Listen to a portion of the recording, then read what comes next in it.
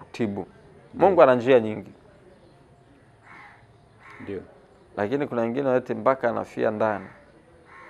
Kuna wengine eti imani sijui anahubiri kama chizi, anatukana watu mara hivi mara hivi mara hivi. Ujue jeshi amemkamata. Mwingine anakuwa analalua, anasema mimi ni mwinjilisti. Nimeona watu tulikuwa tunaona ulimwengu wa roho wakati nipo huko. Maana unajua huyu kakamatwa na jeshi. Ni mhubiri lakini ndani yake kuna jeshi.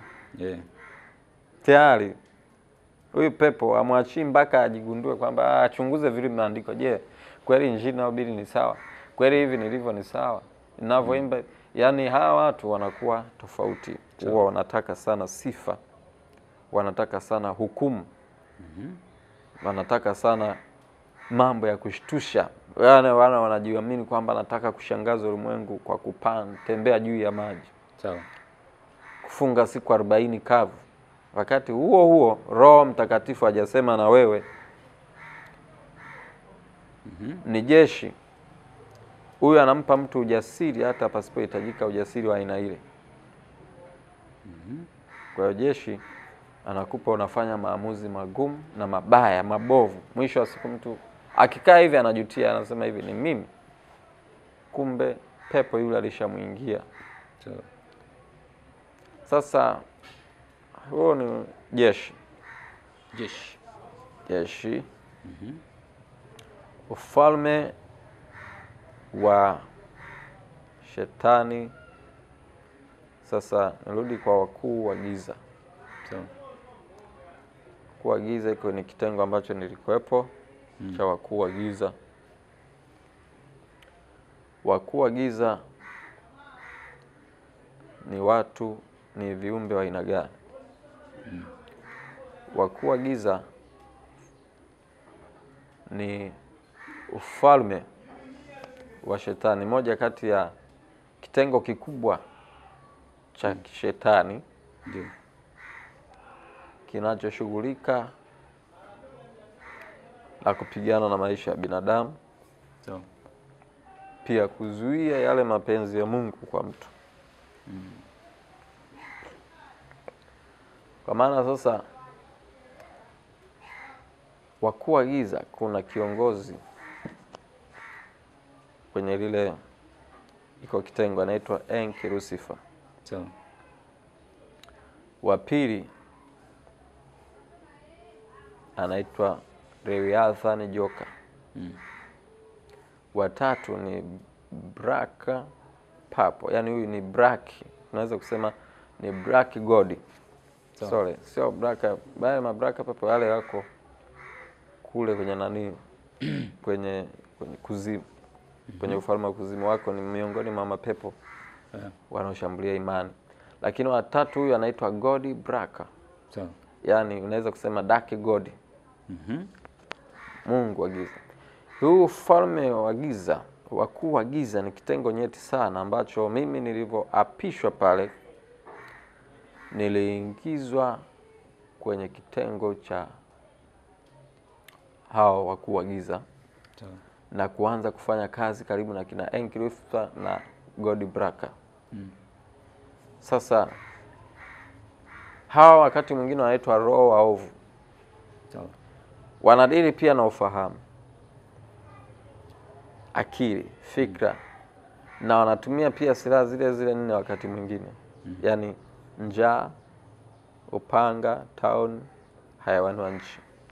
Wakati mwingine tunaposema hivyo vitengo, yani nirudi kidogo nieleze watu kwamba uchawi, naposema vile vitengo ambao nilizungumza pale, kuna kitu kinaitwa misingi ya uchawi.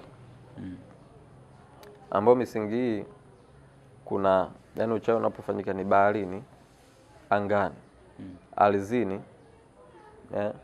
kwenye pia kwenye upepo. Sawa? Ndio. Uchawi unafanyika kuzimu. Uchawi unafanyika ya vifungo vingi angani, baharini, kuzimu. Sasa uchawi wa wakuu wa giza iko ni kitengo ambacho kina roho wa ovu na kinashambulia sana sana watu, hasa watu wa Mungu na hata watu wa kawaida, ila kinatesa pia. Nilipokuwa huko pia niliendelea kuua wachungaji, kuua makanisa, kuwa mtu mmoja mmoja. Yani iko ni kitengero nyeti ambacho ni kipana pia. Kwa kuwa giza, mimi nilihudumu pale tukiwa karibu kwenye baraza linaloitwa la Lucifer. Naitwa Ionic, yani ile Iron of Lucifer. Yani AON of Lucifer. Iron of Lucifer. Liko pale. Na hapa duniani wana madhabahu yao kubwa sana pale sehemu inaitwa Himalaya, kwenye milima ya Himalaya, Malaysia, kwenye milima ya Himalaya. Pale kuna hekalu, madhabahu yao inaitwa Dark Night Temple. Dark Night Temple. Kwa hiyo tunasema temple. Lakini hilo ni hekalu kubwa sana liko pale. Katika ulimwengu wa roho. Na hilo ndiko ibada ya kuwa giza inakuwa inafanyika sana pale. Na madhabahu nyingine ziko kusini na mashariki. Hao wako sana kusini na mashariki na kusini. Ndio. Sasa kwenye utendaji kazi wa kuwa giza wanatenda kazi kwenye fikra za watu. Wanadiri piga kushambulia kupitia upepo. Wanashambulia pia kupitia ardhi. Wanaweza kushambulia pia kupitia mbinu 4 hizi. Wanashambulia pia kupitia vitu vya mviringo. Yani kile ni kitengo kinashambulia, hakichagui nini cha kushambulia nacho. Yani inaweza kutumia zana zote za hizo falme kikashambulia. Wanaweza kushambulia kupitia kumfanya mtu kwa chizi wa kuwa giza. Au roho wa ovu, roho ya uovu. Pale Lucifer ndio, yani tuseme ndio makazi, yeye tempo lake liko pembeni. Yani Temple of Lucifer. Hekalu la Lucifer liko angani pale, madhabahu yake. Tuseme yeye yuko katikati. Hizo falme zimemzunguka. Kwa hiyo akitoka kati hapo anashuka kuzimu, anakirudi anaenda pale, anasalimia huku na huku. Anakagua zote huko. Na anafanya mashambulizi kupitia hiyo wa kuagiza. Unaposikia shetani alisimama juu ya mlima, akamshawishi Daudi aanze kuhesabu watu. Alafu Bwana akakasirika, akatuma nabii, akamwambia Daudi, chagua kufa kwa upanga au kwa town. Daudi akachagua nini? Town. Walikufa watu wengi sana pa. Kwa kosa hili alimsikiliza mkuu wa giza. Yule anaitwa Enki Lucifer. Hawa jamaa yani wakati nipo kule tulikuwa nakumbuka tulikuwa mchungaji, wachungaji kadhaa kupitia kile kitengo. Mchungaji mmoja tuliingiza kwenye ushawishi ufahamu wake. Mchungaji mmoja? Kuna mchungaji mmoja. Yeye yule alikuwa vizuri, alikuwa askofu. Lakini alikuwa na kakitu tulimuingizia kwenye ufahamu, hasira. Sasa ile hasira tulitengeneza mtu kama balozi wa mtaa wake. Yuko nyumbani kwenye pembe anaongea na mke wake. Wakati anaongea na mke wake, yeye akawa amerudi ghafla. Kumbe pale kiwalisia yule sio balozi yule, wala sio mtu. Ni jini tuliyemweka pale. Sasa akawa na yule mtu akawa anaongea na mshikashika yule mama mchungaji.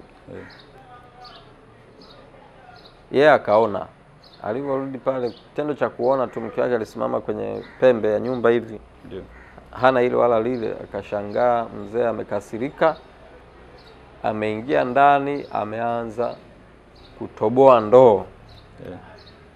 Anatoboa ndoo, yani hasira, anachukua ndoo anapasua vyombo nini na nini, amekasirika. Ndoo za maji anachukua anatupa kule, anapasua nini TV. Sasa yule mama mchungaji naye, kwa sababu alikuwa naye bado rohoni kuna vitu fulani, shetani hawezi kufanyia mazingira kama hayo pia. Kama mama mchungaji yule naye alikuwa amesimama vizuri, isingekuwa rahisi kumpata yule mchungaji. Sasa yule pale akagazibika naye, kwa nini unafanya hivi? Kwa nini unafanya hivi? Yule mchungaji alimpiga, lakini baadaye akaondoka. Aliondoka kamwacha yule mama, akaenda akayasema kanisani. Ndio. Kwamba mchungaji amefanya hivi, amenipiga, amenionea, ananisingizia. Kiuhalisia kweli yule mama yule hakuwa na mtu pale. Ila ni kiini macho.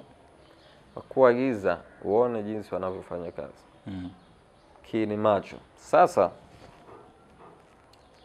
kilichotokea pale, yule mchungaji akaanza na yeye kujitetea. Kwamba huyo mtu mimi nilimkuta kabisa na mtu.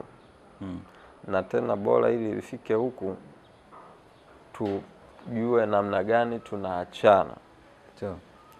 Yeye alizamiria kabisa mwanamke huyu basi ameshanisaliti, naachana naye. Ndio. Sasa wakati amezamiria hivyo, na mama mchungaji naye yule mama naye akawa anasema amenionea, lazima nipate haki yangu, kama kuachana tuachane. Sasa mchungaji yule askofu alikuwa na watu wachache kuliko walikuwa kwa mama mchungaji. Kwa mama mchungaji. Wamama wengi walikuwa pamoja na mama mchungaji, wakasema kweli huyu amekuonea. Sasa baadaye kukawa ndani hajatengenezeka. Yule mama yule akahama na nusu ya watu, kama nusu, robo tatu sema ya kanisa. Wote walimwamini mama mchungaji kwamba. Sasa alivyohama na robo tatu ya kanisa, yule mchungaji akaacha uchungaji. Sababu hata wale walikuwa kila siku wanaona kama kweli yeye amekosea. Tuliweka ndani yao sumu. Bwana lile Leviathan. Kuna moshi akiutoa hivi. Mtu sumu inaanza toka moyoni, nakuta ghafla na kuchukia tu bila sababu. Ukimwingia unaenda unatua kwa yule mtu aliyelengwa au kile kikundi au watu. Kwa hiyo nao akaanza kumegeka mwanzo mpaka mwisho. Mpaka wakamegeka, na mchungaji akaacha akaenda kwenye shughuli zingine. Yule bwana alikuwa ni rubani. Anajifunza rubani, akaenda kurusha ndege. Kurusha ndege kule kwenye ikawa changamoto. Akaanza tukamtumia uchawi kwenye ndoto. Hiyo ndo tunaita hizo silaha. Kwa ndoto yule jini alimuingia kwenye ndoto kama daktari. Anamtunga sindano hivi. Kumbe ilikuwa ni uchawi unaingizwa, ugonjwa unaingizwa. Ndio.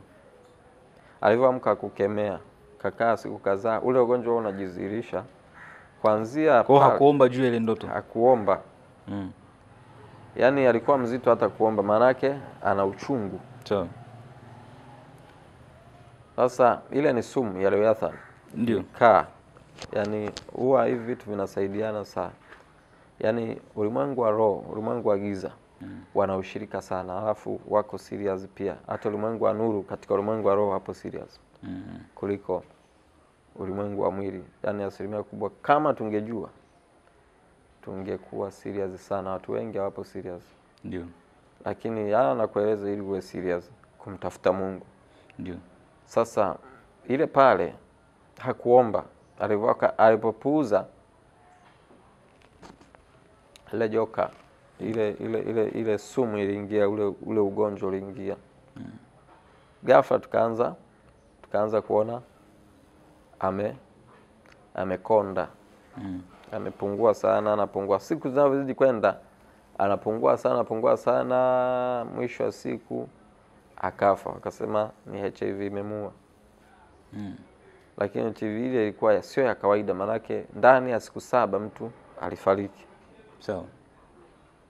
Nywele zikanyonyoka, mabega, yani ndani ya muda mfupi akafa. Sasa pia yule mama mchungaji akapata safari naye.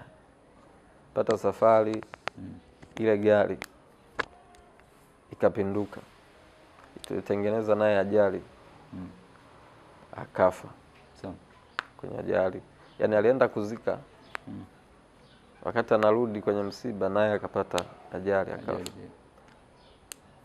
Sasa yale mazingira, huyo mchungaji, na anapokufa mchungaji au mtu aliyeokoka, mateso anayopata ni makubwa sana. Yaani akienda kuzimu au akafungwa hapo kwenye madhabahu hizo za hapo juu au za baharini, huwa anapata mateso makubwa sana. Mateso gani wanayopata? Mateso makubwa. Huyu anakuwa kwanza hajafa katika uhalisia. Ndio. Cha pili, kuna sehemu kama kuzimu, kuna sehemu inaitwa Hada Tarataros. Inaitwa Hada Tarataros.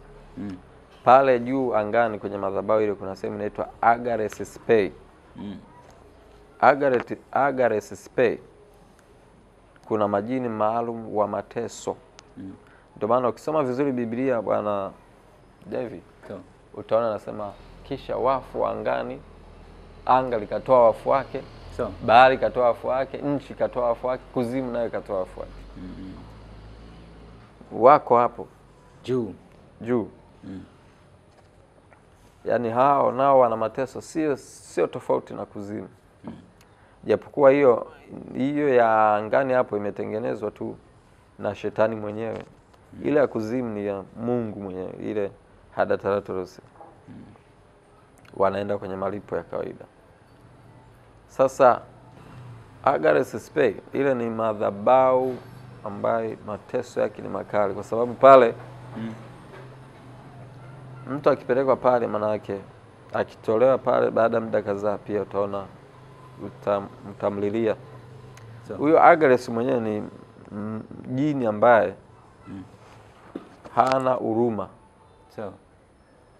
Yaani huyu mtu anapata mateso kabla hata hajaingia lile eneo lenyewe la mateso. Sawa. Ile madhabahu kazi yake yani anapigwa hizi spoke inaingizwa huku, inatokea yani anachomwa spoke zile inaingizwa, inatokea, na bado hapo kuna radi zinazopiga, bado hapo kuna mateso mengine, yani anapiga na mdomoni zile radi. Mateso sio ya kawaida. Kwa kama kuchoma, anachoma kichwani mpaka inatokea huko, ila kufa hafi, kwa sababu Mungu hajapanga hafi. Huwa ulimwengu wa roho kule, hata wakipigaje huyo mtu hafi mpaka siku ifike aliyopanga Mungu, anakufa tena. Anaenda sasa kwenye malipo hapo Hada Tarataros, malipo ya awali. Pale ni sio mizimu inayoenda pale. Pia mateso ya pale ni makali, manake hata njia zile kuna misumari, yani kuna kama misumari kama nini zile zenye ncha kali. Misumari? Kuna misumari, lakini kuna ile mikubwa zaidi kama yani ndio njia. Sasa yale ni mateso makali, sababu yale yamewekwa na hiyo simama hivi yenye ncha kali. Kwa anavyokanyaga hivi, mateso ni makali sana. Akigoma asikanyage? Naam. Akikataa asikanyage? Hawezi. Kwa nini? Kwa sababu pale kuna nguvu maalum inayomvuta. Lazima atembee. Lazima atembee. Yule jini anamkokota. Na lazima apite pale. Sawa. Mateso ni makubwa sana. Na pale pia wanaikwaga watu ambao ni unakuta ni walikuwa watu wakubwa ulimwengu wa giza, wakaokoka wakarudi tena nyuma, wanapelekwa kwenye ile ni madhabahu mbaya sana kwa mateso. Sawa. Pamoja na zingine, lakini pia kwa yule alienda kule. Na pia mbinu zingine tulitumia kuharibu makanisa kwa njia ya maneno, ufahamu. Sawa.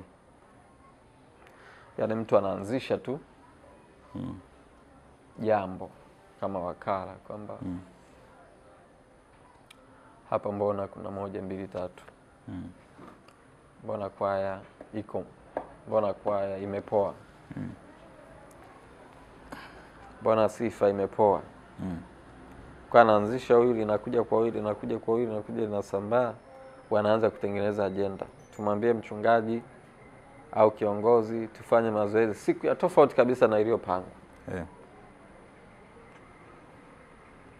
Sasa kama ilipangwa siku, manake wale wazee wa kanisa nao wanakamatwa. Wanasema lazima mfanye siku fulani, siipo siku imepangwa. Wakishasema hivyo tayari tayari wanavunjika moyo, wanasema watusikilizi, nani kinamegeka kikundi. Kikimegeka kile kikundi cha kwanza kinashawishi na cha pili. Ile sumu inaendelea kumega, inamega na kanisa zima hamna. Sasa pia sio kanisani tu, hata kwenye mambo ya jamii ya mtaani. Mambo haya mtaani, mfano nataka kiongozi fulani pale, yule ni hatari kwenye ufalme wa Mungu, kwa hiyo mnamfanya asisikilizwe na watu. Sawa.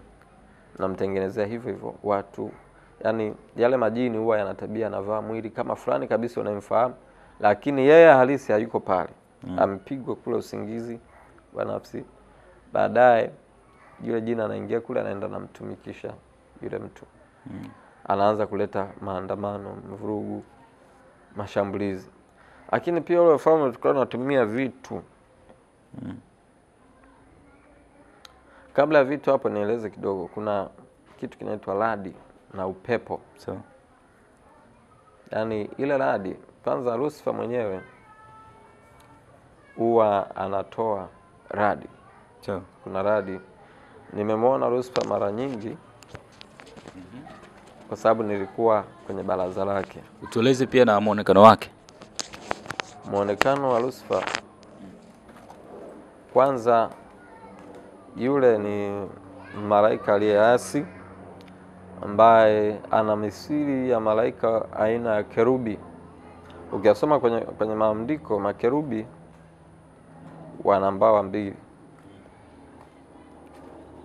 Au wana mbawa 2, lakini Lucifer ameongeza, sababu alikuwa na kiburi cha Mungu, amejiongeza mabawa 2 mengine, kwa ana mbawa 6.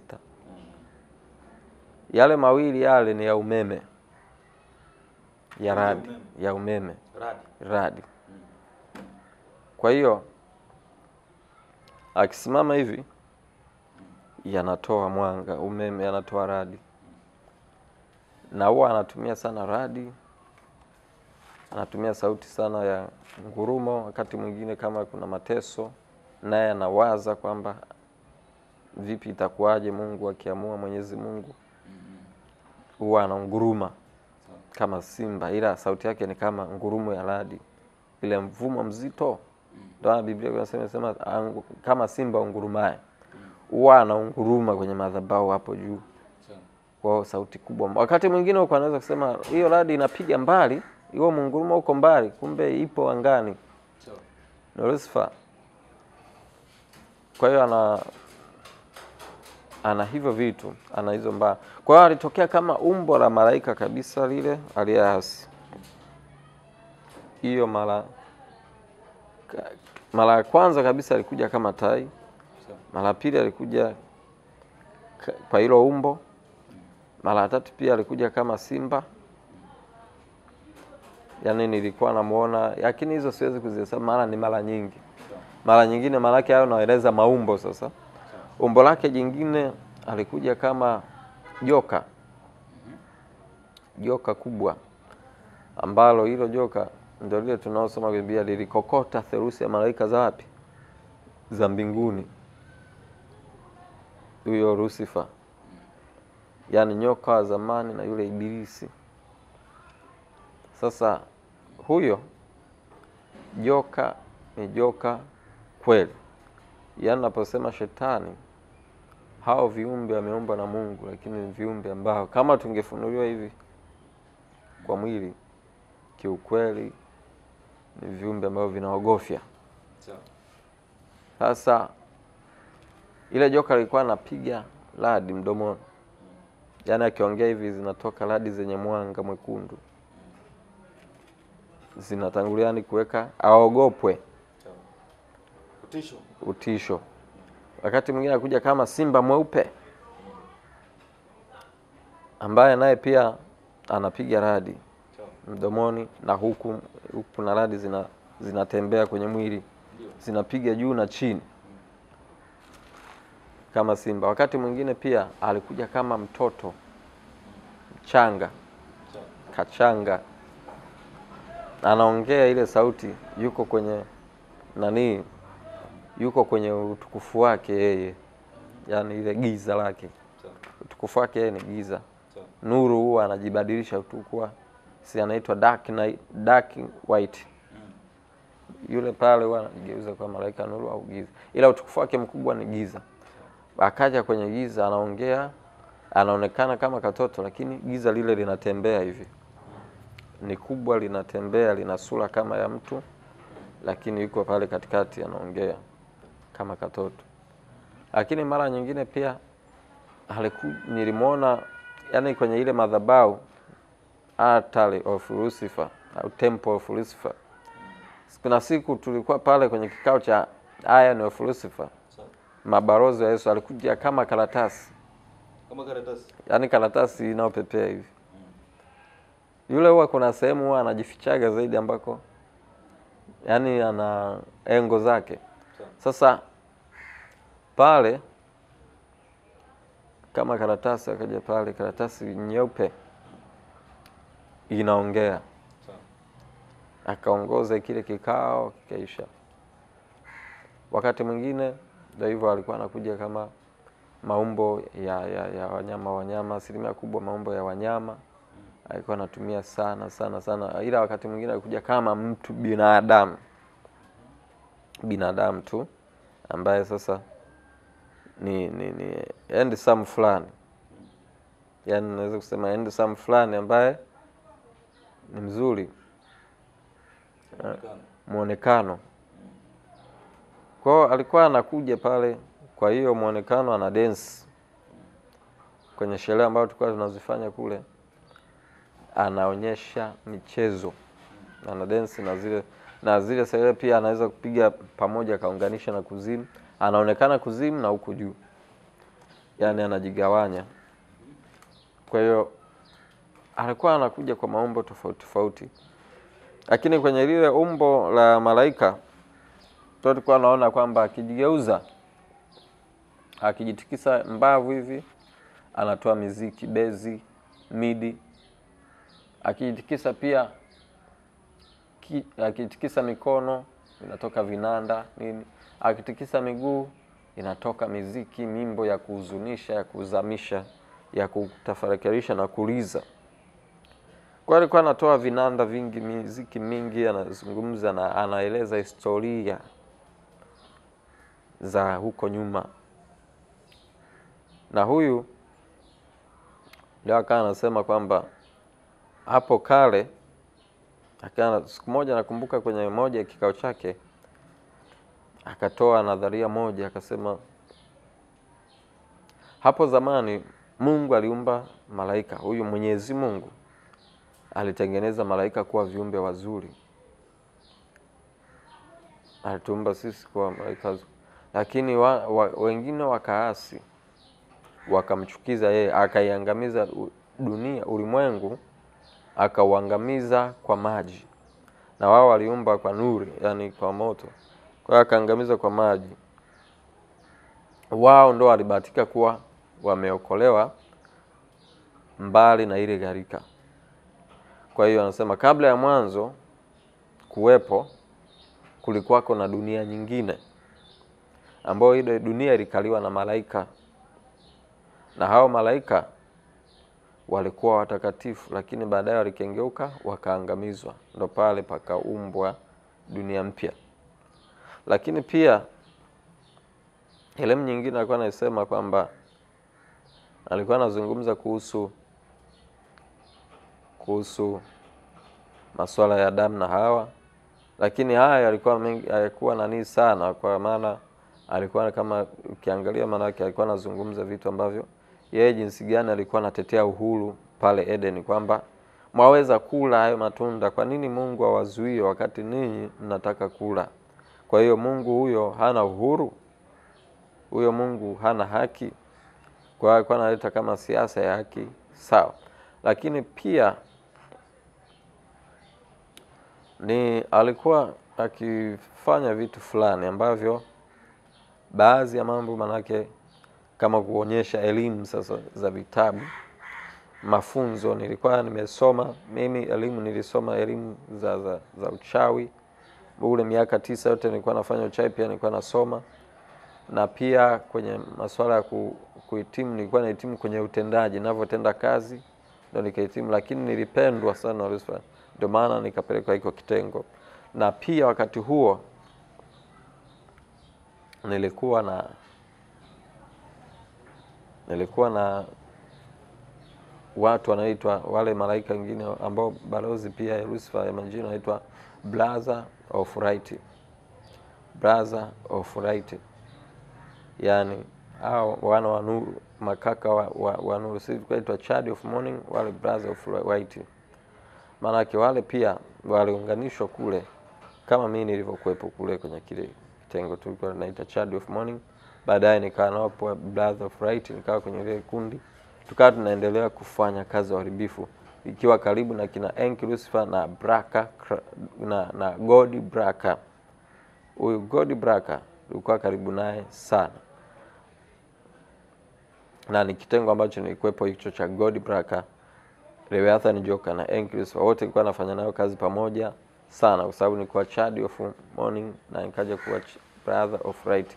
Kwa hiyo na wakati mwingine naweza nikishambulia sehemu, nashambulia kama nyota, nakuja kama nyota. Nyota huwa zinatumika sana kama silaha ya shetani kushambulia. Kuna nyota, jua, mwezi, bahari, anga. Hivi vyote ardhi vinatumika sana. Kuna mwingine unakuta amefungwa kifungo kiko kwenye nyota. Kifungo chake amefungwa kupitia nyota. Wakuu wa giza wanaanza kumfunga mtu kupitia nyota. Yaani nyota jinsi inavyokupiga ile nyota, inavyokumulika, inavyokuwa imeimbilizwa kwa miezi kadhaa kwa kalenda ya kishetani ya giza, ndivyo unavyotaabika. Ile nyota inavyotoka na mateso yanazidi. Ile nyota inavyozama mateso yanapungua. Au ile nyota ikitoka unateseka. Nyota ikizama unakuwa sawa, au nyota ikizama unateseka, ikichomoka unapona. Sasa ile ni mbinu mojawapo ya kuagiza kushambulia kupitia nyota. Pia walikuwa wanashambulia kupitia vitu vingine, pia kupitia jua, kupitia mwezi. Mwingine wakuta amefungwa mwezi sijui ukiwa mchanga, anapata matatizo. Mwezi ukikomaa anakuwa vizuri. Hawa wote ni vitengo vya wakuu wa giza.